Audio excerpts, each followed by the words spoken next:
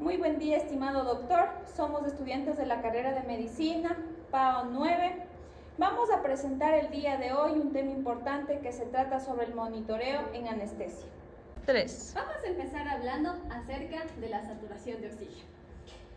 Bien, el funcionamiento técnico del pulsioxímetro, para entender cómo un dispositivo tan pequeño logra medir la cantidad de oxígeno en nuestra sangre, debemos remitirnos a dos principios físicos fundamentales, que son la espectrofotometría y la fotoplestimografía.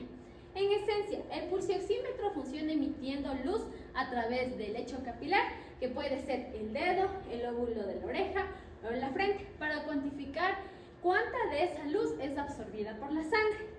Entonces, el proceso ocurre mediante una secuencia muy precisa. Primero tiene lugar la emisión de luz a través de dos emisores LED, que es uno de luz roja, que es absorbido preferiblemente por la hemoglobina desoxigenada, y otro de luz infrarroja, que es absorbido, mayoritariamente por la oxihemoglobina.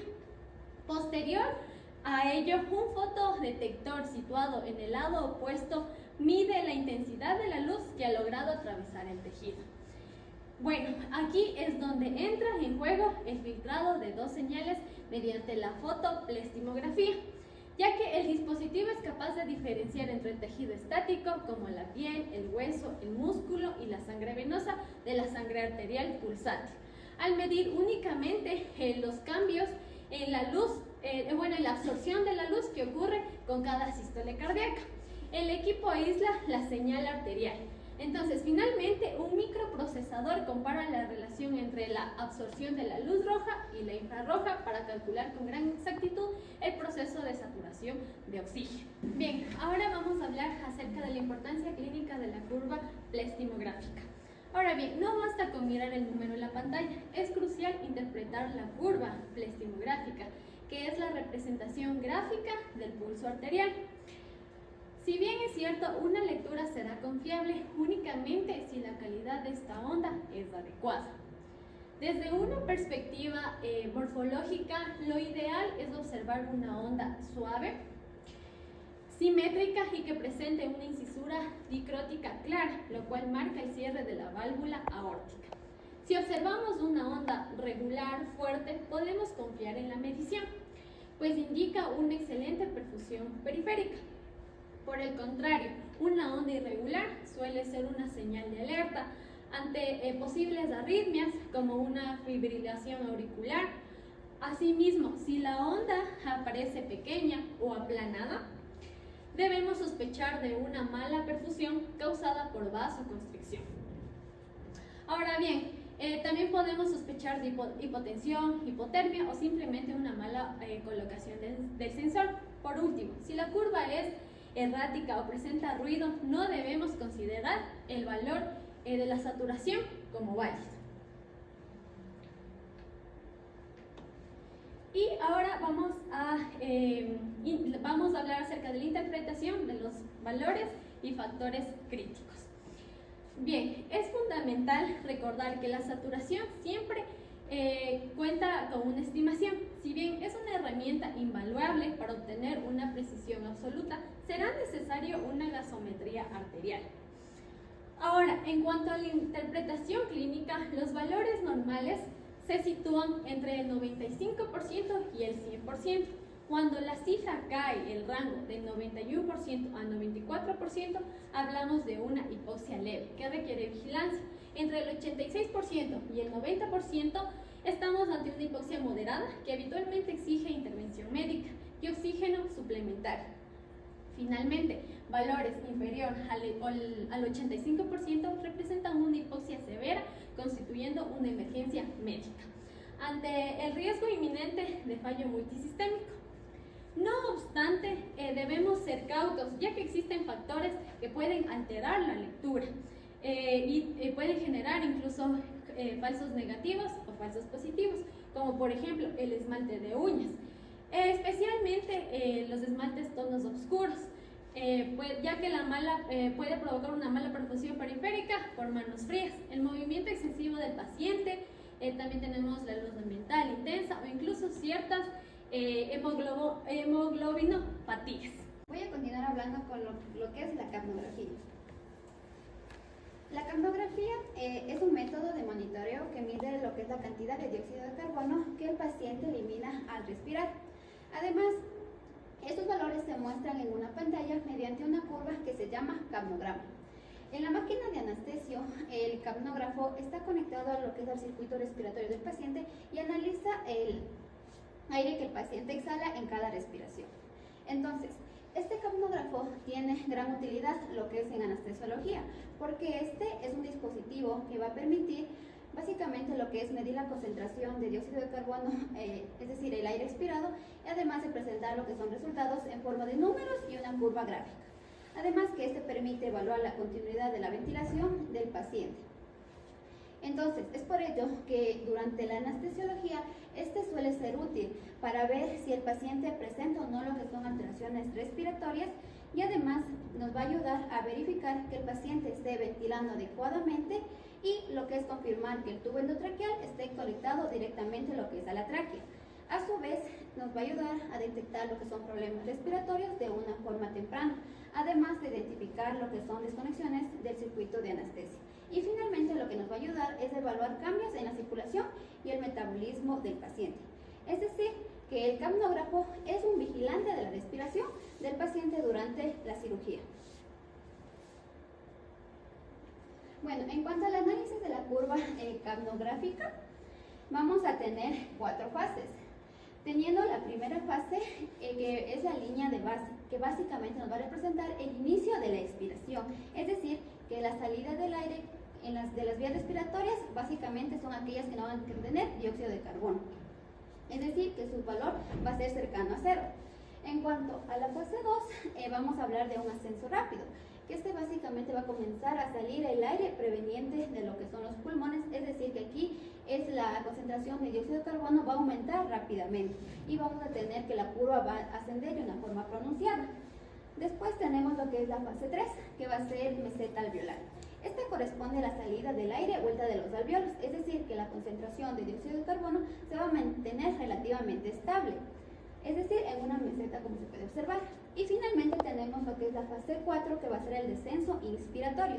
Aquí, es decir, que va a comenzar una nueva inspiración, es decir, entra aire fresco que prácticamente no contiene lo que es dióxido de carbono y esta curva va a descender nuevamente hasta lo que es la línea de base. Hablando de lo que es el CO2 al final de la expiración, se dice que su valor normal oscila de 35 a 45 milímetros de mercurio, en donde si tenemos un valor menos de 35 milímetros de mercurio, estaríamos hablando de que el paciente va a presentar hipocapnia, y esto básicamente se debe a una disminución del flujo pulmonar. En cambio, si tenemos un valor mayor a 45 milímetros de mercurio, estaríamos hablando que el paciente entra en un estado de hipercapnia y que esto se debería principalmente a la obstrucción de las vías aéreas. El índice biespectral, conocido como BIS, es conocido como una herramienta de monitorización cerebral no invasiva, sobre todo utilizado en el área de anestesiología. ¿Para qué? Para evaluar el nivel de conciencia del paciente durante la sedación y la anestesia general en este caso. El BIS se basa sobre todo en el análisis de la actividad eléctrica cerebral que se obtiene de las neuronas a través del electroencefalograma. Y a través de un procesamiento computarizado, en este caso de estas señales, lo que hace es obtener o generarse un valor numérico, por lo tanto que esto puede estimar sobre todo el grado de hipnosis y la profundidad anestésica del paciente. Les voy a hablar acerca de una pequeña introducción al BIS y su rol en la determinación de la profundidad anestésica. La profundidad anestésica sobre todo corresponde al grado de depresión del sistema nervioso central inducido por los fármacos anestésicos. Sobre todo, mantener una buena profundidad es fundamental para evitar tanto una conciencia intraoperatoria como una anestesia excesiva que pueda generar sobre todo complicaciones. Tradicionalmente tenemos que la profundidad anestésica se evaluaba mediante los signos vitales, como la presión arterial, la frecuencia cardíaca y sobre todo los movimientos corporales que tenía el paciente. Sin embargo, estos parámetros no siempre reflejaban de manera precisa el estado real de conciencia de los pacientes.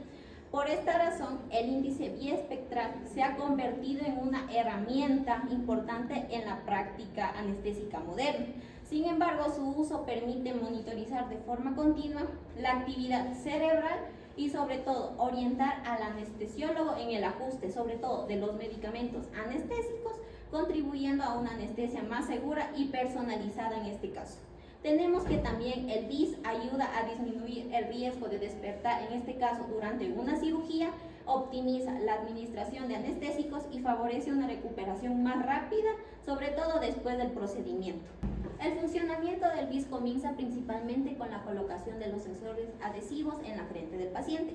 Estos sensores principalmente captan la actividad eléctrica cerebral en tiempo real y lo transmiten al monitor del BIS en este caso.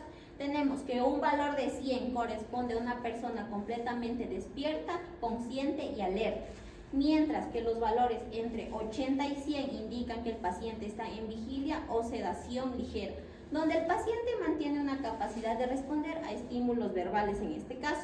Tenemos que los valores entre 60 y 80 corresponden a una sedación moderada con una disminución del nivel de conciencia en este caso, mientras que un rango de 40 a 60 es considerado el objetivo ideal durante la anestesia general. En este intervalo el paciente se encuentra inconsciente y con la probabilidad de recordar acontecimientos ocurridos durante la cirugía, lo cual es muy bajo, mientras que en los valores entre 20 y 40 reflejan que la anestesia ya es profunda con una marcada depresión de la actividad cerebral en este caso, mientras que los valores menores a 20 indican una actividad cerebral extremadamente reducida en este caso.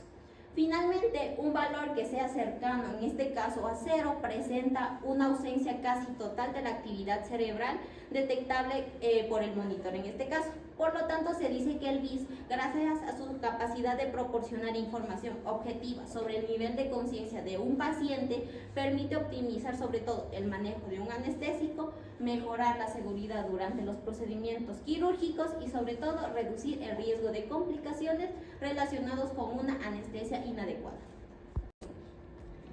Comenzamos con presión arterial invasiva.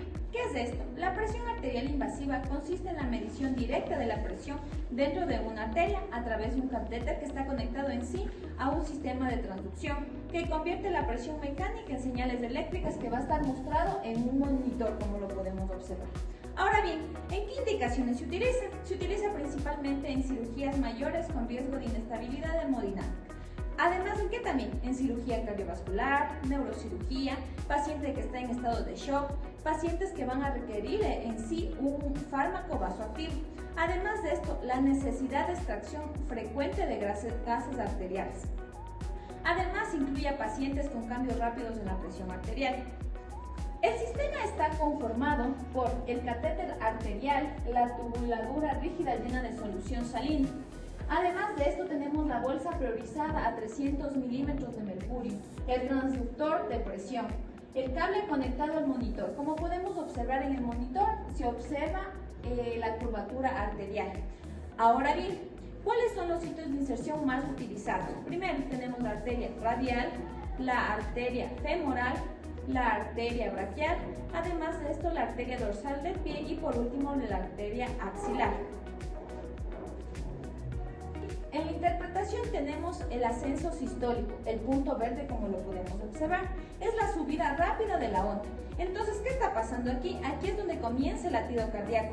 El ventrículo izquierdo se contrae y va a expulsar la sangre hacia la circulación sistémica. Entonces, ¿qué va a provocar esto? Un aumento brusco de la presión arterial como lo vemos aquí. Ahora bien, tenemos un segundo punto que está de color morado, que es pico sistólico. ¿Cómo pasa esto? Este punto de máxima presión generado por la contracción ventricular va a corresponder a la presión arterial sistólica. Pasamos al tercer punto de color azul, descenso sistólico. La curva empieza a bajar. Entonces, ¿qué está pasando aquí? Una vez finalizada en sí ya la eyección ventricular, la presión arterial va a empezar a descender o a bajar lentamente. Tenemos la incisura dicrótica, como lo vemos aquí en el punto número 4. ¿Qué significa esto? Es una pequeña muesca o escalón en la bajada. Ahora bien, ¿qué está pasando aquí? Como lo podemos observar, nos menciona que la válvula aórtica se cierra y es uno de los puntos más importantes de la curva. ¿Y cómo nosotros podemos reconocerla en sí? Siempre aparece como una pequeña caída seguida de un pequeño rebote.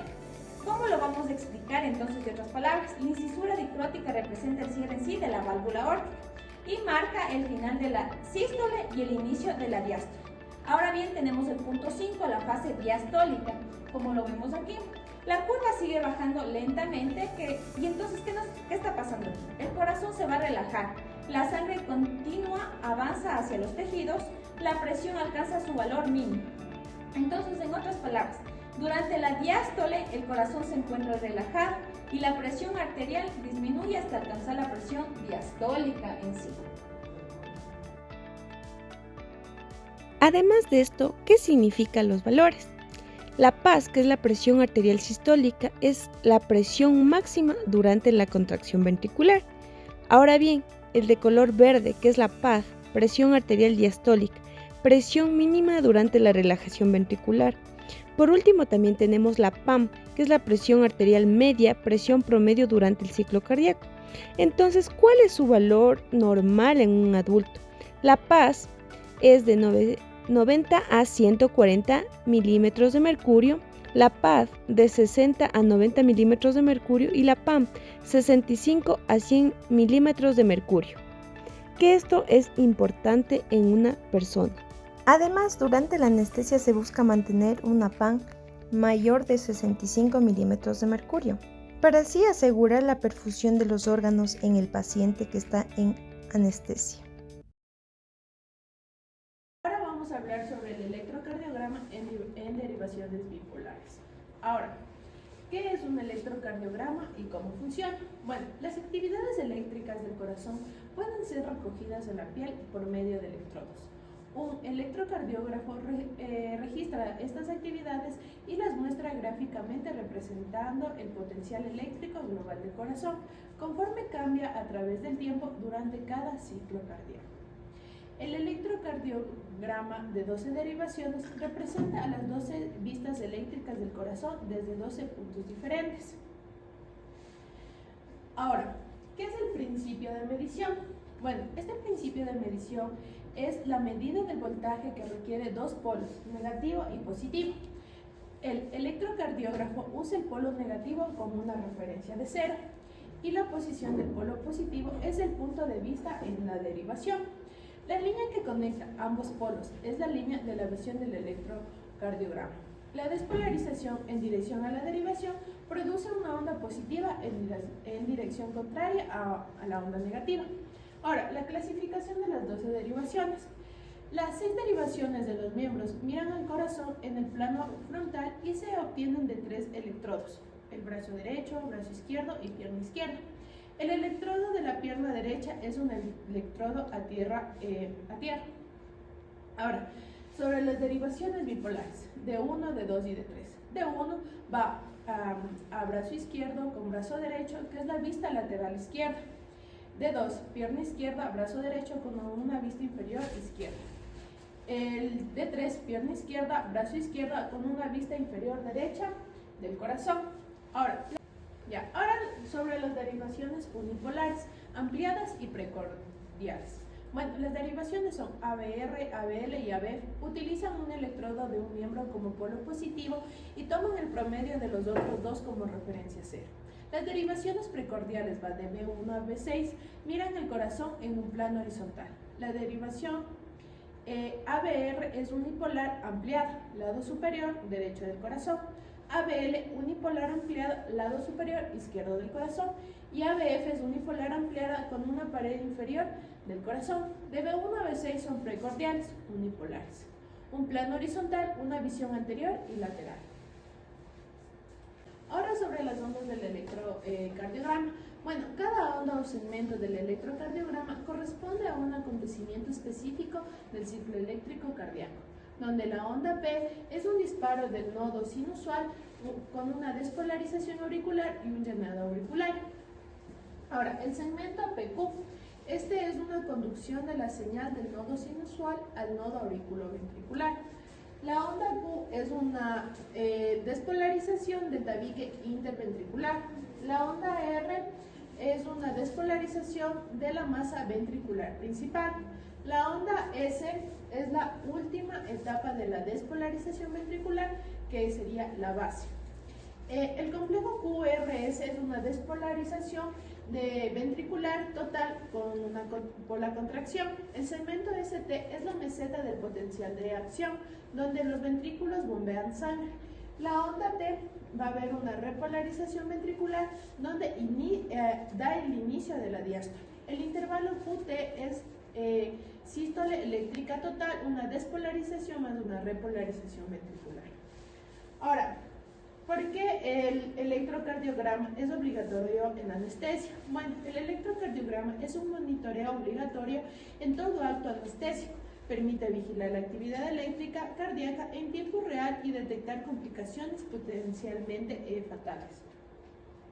El monitoreo electrocardiográfico continuo permite detectar arritmias inducidas por fármacos anestésicos, como son los opioides, relajantes musculares. También identificar una isquemia miocárdica perioperatoria con un descenso del segmento ST.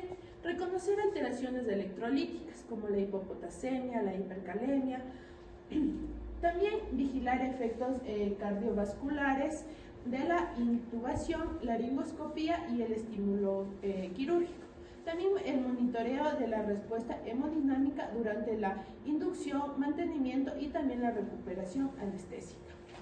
Ahora, el D2 es la derivación de elección en el quirófano de las 3 derivaciones bipolares, ya que D2 es la más utilizada en anestesia por sus ventajas diagnósticas, ya que esta ofrece la mejor visualización de la onda P, un eje eléctrico paralelo al vector P, y también esta permite identificar con claridad el ritmo sinusual y las arritmias.